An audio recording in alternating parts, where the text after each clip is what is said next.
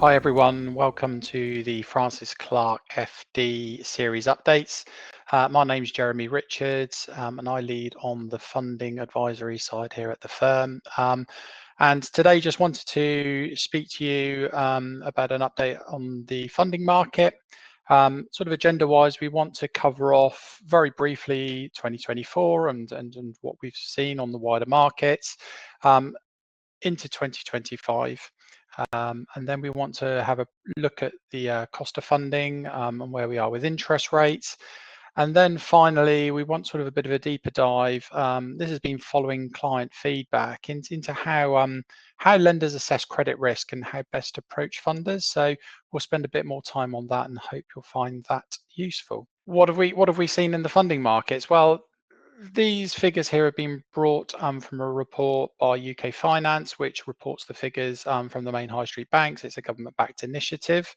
And overall 2024, there was an increase in lending activity across the board, which is very positive, with gross lending rising by over 13% to £16 billion.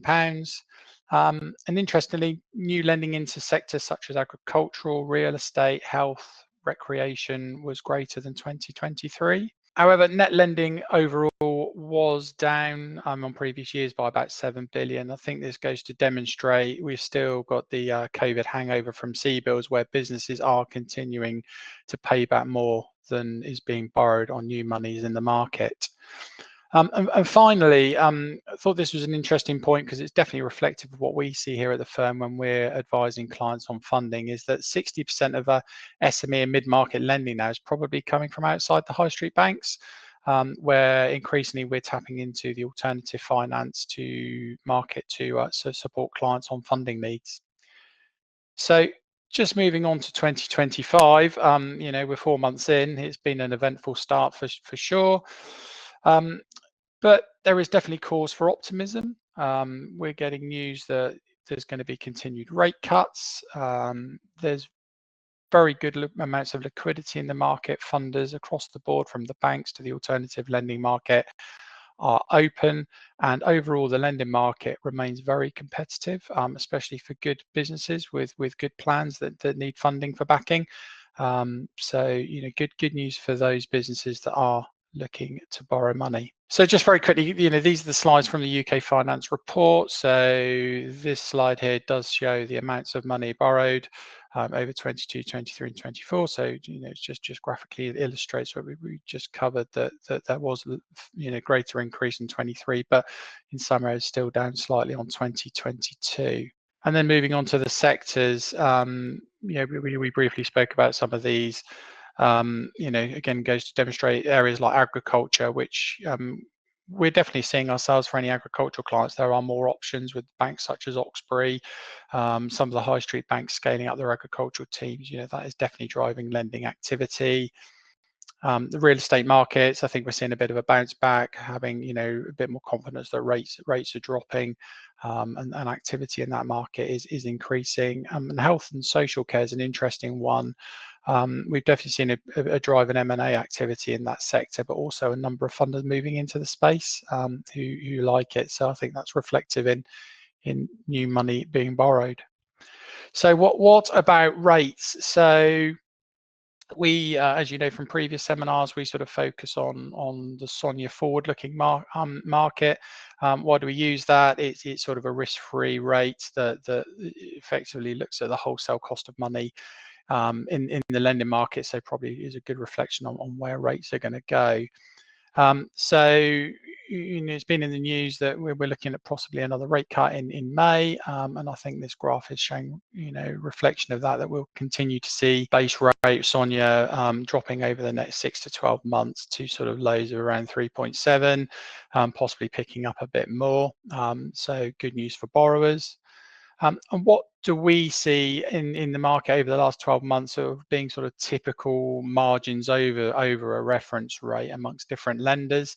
So high street banks, we generally see sort of 2 to 4% over the reference rate. So if you're a larger business, you're likely to borrow over SONIA. Smaller businesses will of course be borrowing over base rate.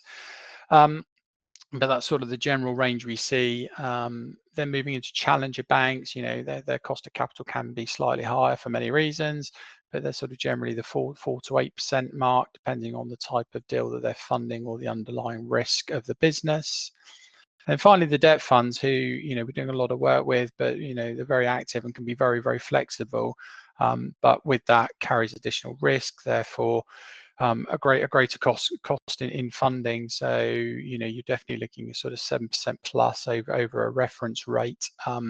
Again, reflective of risk, but also their underlying borrowing mechanisms. We do see some very small funders into the SME market quoting rates at 0.1% per day, which, I'll let you do the maths on that, but I think that sort of shows a reflection of where those funders are in the market. But, they're there for right time, right place, but, can be an expensive way to borrow money. One thing I wanted to say with all of these is always important to check the terms and conditions of any rates, and what the underlying borrowing rate is over. We see base rate, we see SONIA, and indeed we see some lenders having their own base rate, which could be base plus 0.5%, for example, plus the reference rate. So if you're being quoted a margin over a certain reference rate, check what that reference rate is comparative to other funders is a really important point. Moving on to how do businesses, or how do lenders assess businesses from a credit risk point of view? This has come up from a number of clients, I think, because I think there's a feeling of you send a lender your set of accounts and a very brief business plan, and probably get a bit of pushback, really, and you think, well, what's wrong with that? We're demonstrating that the business is in a good position, but lending is so much more than just the financial numbers. So I thought we'd just spend a bit of time going through how do lenders assess credit risk, and more importantly for businesses out there, what are the things that you should also be including in any business plans, and things you should be thinking about in your discussions with lenders.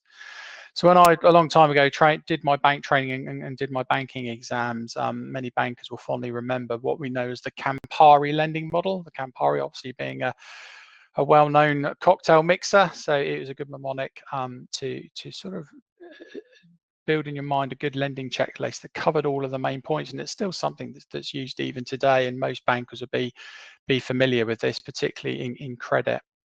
And it covers each of the main points on a lending application, which are character, ability, means, purpose, amount, repayment, and insurance. So what I wanted to do is just sort of cover each of those points in turn, and sort of reflect on what they actually mean for businesses. So first of all, on the character point, this is very much, when you're going into to meet a business, it's what's your sort of immediate impressions. What's the company's background, its reputation in the market? You would have probably done, as a lender, a bit of due diligence to see, was there any bad payment history? Are there anything like CCJs? What sort of the cash flow profile of the business? Who's it selling to? Do we think there's contracts in place? How defensible do we think those cash flows are within the business? And most importantly, speaking to the directors of the business, the overall company, how does that sort of give us a look and feel that we feel as lenders, is this business going to be able, or has it in the past, able to repay debts? All very, very important initial first impressions, and first impressions do count for a lot with lending. So diving a bit more into the ability, so this is going into a bit of a deeper dive. Into sort of the business, and in particular focus on sort of the directors and senior managers. What's their previous track record been like, whether it's with their own bank, with other lenders? Has there been any issues? Has that team, whether in the current business or in past businesses, been able to demonstrate their ability to generate growth and profits to ultimately service loans that are being used to generate that growth? And what's the general commercial experience of those teams? Sector can be very important, because sector dynamics, drive a lot of variables. So what are the management teams experiences within those? The products and services that they're delivering, and obviously a key thing is USPs. What are those unique points in the business that really make it defensible, and make it sort of stand head and shoulders amongst its competitors, that will protect cash and profits? Another important area that lenders look to, particularly sort of in M&A time transactions when we're lending into those, is what are, other than sort of the senior director management team, what are the other skilled staff, what have they got from a qualification and background point of view? And also, really important, what is the second tier management team? What's their strength? How are they rewarded in a business to ensure that, if there was any succession or anything to happen, people can step in and continue to run that business to protect profits and cash. So something that's really looked at very, very carefully by funders. Moving on to sort of costs. I mean, we touched on costs, sort of costs of facilities, but how do lenders sort of price up a deal for a client? And these are some of the things you can think about when sort of working with a lender to try and get the best deal possible. So lenders will look at, what's the overall risk view of the business? Is it early stage, well established? Where is it in a sector? The risk view and the credit grading of a business is enormously important. A lot of that does fall on financials. What's the security on offer? If you're a very asset-light business, such as a tech business, if it all goes wrong, there's not going to be a huge amount to hang your hat on.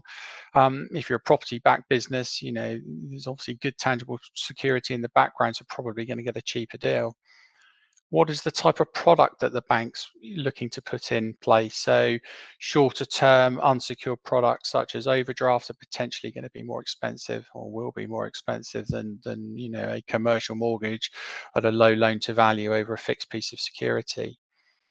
And finally, sort of what the complexity of the lend, the complexity of the overall lend. If it's a very simple term loan over a short period, that would be reflected in price over a very long or leveraged or complex structured deal because of the nature of the product that's in there. Another thing to think about with funding is what else can you offer the lender?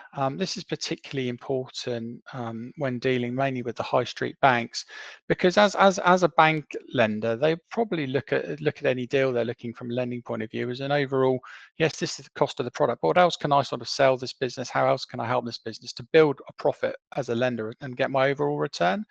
So if I think I can make a greater return overall from my client, I might be able to offer a slightly more keen lending rate.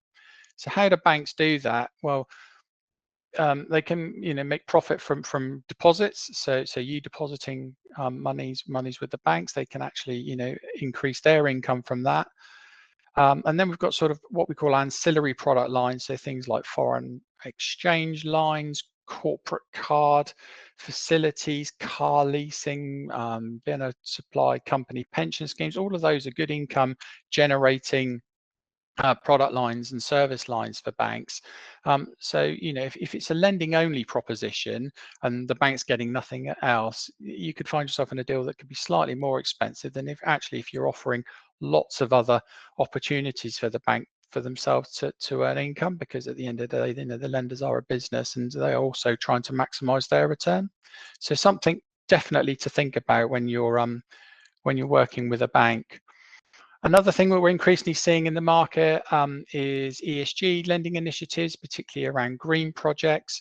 So if you're looking to borrow money to install solar, insulation, do green energy products, really worth tapping into any lender's sort of green energy teams, because they are likely to have products that are offering discounts on margins, genuine discounts on margins over and above a standard product.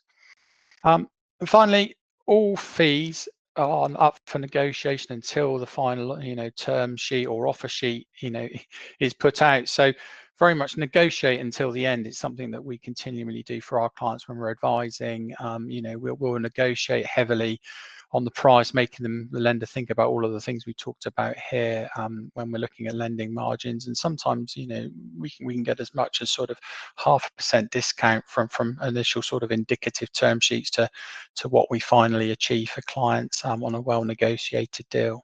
Next thing, the purpose. So again, very important. What are you asking the lender to borrow the money for? Is it going to be for new finance, refinance? What's that for? Is it for working capital? Is it to acquire new equipment? Is it to support growth, acquisition plans? Really think about when you're articulating the lender. So many times we just see, client approaches, well, I need £5 million for growth. You need to go a lot more granular with the lender. What's it going to be for? And ultimately, how's that loan going to generate profit, growth, and future returns for the business?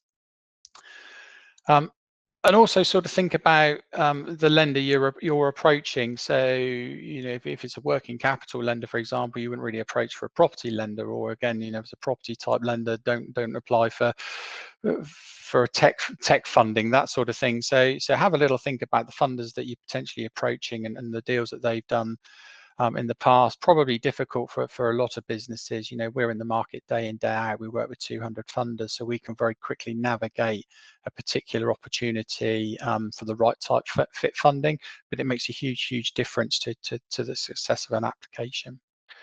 The amount sort of links very closely with the purpose. Make sure you're asking for the right amount of money rather than just a ballpark, and being able to justify that level of funding is really important. Backing it up with your financial projections. And also, asking for 100% funding to acquire property or equipment is probably not going to go down very well with a lender. Most lenders will expect some level of equity contribution to share risks. They don't want to 100% be out on a risk profile on making acquisitions or funding kit or property. But equally, be a bit cautious when you're asking for funding. Don't ask for too little. It's always very difficult once you've received a credit-backed offer to negotiate up. It's easier to negotiate down. So that sort of balancing act between justifying your funding level and pitching for the right funding level can be a difficult balance. So make sure you get that right. And then, of course, repayment. I mean, this is where most people, approach funders and they'll sort of give them all their financial information and think this is the most important thing. I mean, clearly it is very key that you can demonstrate you can afford the loan. So what do lenders typically require? Of course, the last 3 years full accounts are very standard to be requested, along with your current management information. For larger, more complex facilities, so I would deem that as anything that's within the M&A sphere, or any lending amount generally greater than £1 to £2 million, a lender's typically going to want to see a lot more granular information about the forecasts for that business. So you will very likely need an integrated financial model that combines your P&L, your balance sheet, and the all-important cash flow for a lender, and that all of the intricate parts of those financial statements move together. The lender will want a absolute minimum of 3 years look forward, and ideally on a monthly basis. We continually get forecasts from clients that are just annual forecast, and the lenders will push back and say, minimum quarterly, but ideally monthly. Also think about, you've got your base case that you're presenting on your forecast, but what's the upside? Present that to a lender. And also, what are the downside scenarios as well? Because it will give a lender an idea that you have thought about, well, if things go great, it's going to look like this, but equally, if things aren't going to go so well, how's sort of the whole thing going to pan out from a cash position? And linking into that, make sure that your underlying assumptions on those key sensitivities are sensible. You're not sort of just throwing in a nice round, well, it's up 20%, down 20%. Think about previous growth projections. What does previous performance look like? What are things like CapEx plans? How's that all fitted together, and does that reflect sensibly within in sort of your modeling?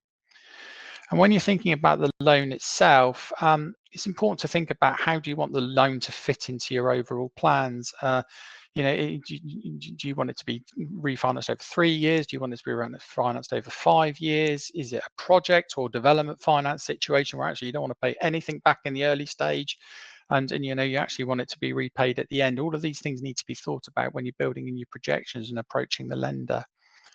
And for any business out there that are sort of operating on full what we call bullet structures, so you're just servicing interest or rolling interest into a loan to ultimately refinance it in the future, it's absolutely critical that you can articulate how you're going to do that in the future. We're seeing a lot of issues in the market at the moment with development finance facilities that were done 2 or 3 years ago, where for lots of reasons projects have overrun. The lenders are sort of getting to the end of their 2-year period and saying, well, we need our money back now. What's the plan? And you've got a half-built property or a property that can't be sold. So definitely a plan A, B, C, and D. It needs to be brought front and centre now to think about that when you're dealing with funders. And finally, what is the plan? What is the plan B when you're talking to funders? All of these things we've talked about before demonstrate that you know what the funding's for. You're a well-managed business with a good management team that they're ultimately going to be able to repay the loan. You've got good financial, so everything's looking great. But funders are in the business of risk, so they will want to know what is the plan B and plan C if things aren't going to go wrong, and what can they hang their hat on. So I think being able to articulate within a business what is the availability and what is the quality of the security. Lenders ultimately will probably want things like valuations done, surveys on debtors, even intangible assets now are being valued and being sought of an opinion of from lenders. What are alternative repayment sources? So it's good to think, have directors got outside interests that are unencumbered that could potentially offered up for security, things like investment properties. If there's sort of external equity being introduced into the business, has that equity provider got the ability to effectively put additional capital in if it's really needed to, in what we call sort of equity cure situations. And then we've got things like insurance policies, so to cover damages or losses or loss of key personnel. Are they in place? And lenders will themselves think about all of these issues by thinking about what controls have they got over the business. In particular, things like covenants, guarantees, protections over sort of directors' positions. The ever sort of talked about personal directors' guarantees. So what else is it from a lender's point of view you're willing to offer? And what's really important as well from a director's and manager's point of view is what are your red lines? The lenders are going to come at it from the absolute safest point possible, but for business owners, you've got to have a think about are there any red lines from the business point of view? Directors' guarantees, as I said, can be very emotive. Being dividends being controlled, those type of issues. So I think have a think about any issues that you really would want to negotiate hard on, and don't leave it to the very last minute when you've got a nice credit backed term sheet from a lender that's saying well you can't have any dividends and we want directors guarantees unlimited on this, and you're saying, well, I can't do that, because you're probably in a position then when it's very difficult to renegotiate back up to credit. So outline early what those red lines are, and how they can potentially be negotiated with the lender. So I hope you found that useful. There's a few tips there, I think, from certainly when I've lent money over many years, and I think it's things that come up often with clients. So that covers my presentation for today. I'm sure if there's any questions, my details will be posted online. Please feel free to email me or pick up the phone or contact your usual Francis Clark member. Thank you for listening.